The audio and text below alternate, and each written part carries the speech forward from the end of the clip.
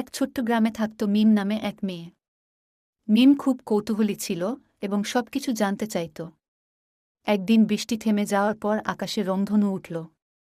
7 রঙের রংধনু দেখে মিম ভাবল, এটা এত সুন্দর কেন? এর রঙগুলো আসে কোথা থেকে? মিম দাদুর কাছে গিয়ে প্রশ্ন করল।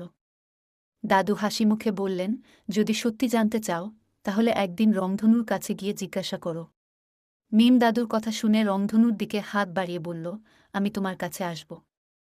সেদিন রাতে মিম স্বপ্নে দেখল সে রংধনুর দেশে পৌঁছে গেছে। সেখানে সব রঙের ছোট ছোট পরী ছিল।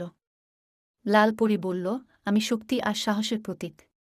নীল পরী বলল, আমি শান্তি আর বিশ্রামের প্রতীক। একে একে সব পরী তাদের পরিচয় দিল।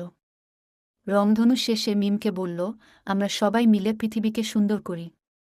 আমাদের মতো তোমারও উচিত সবার সঙ্গে মিলেমিশে থাকা। একা থাকলে সুন্দর কিছু হওয়া সম্ভব নয়।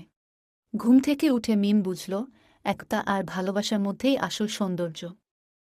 সেদিন থেকে সে সবার সঙ্গে ভালো ব্যবহার করত। তার জীবন রংধনুর মতো রঙিন হয়ে উঠল।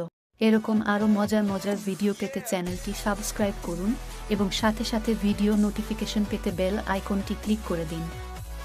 লাইক, কমেন্ট এবং শেয়ার করে অন্যকে দেখার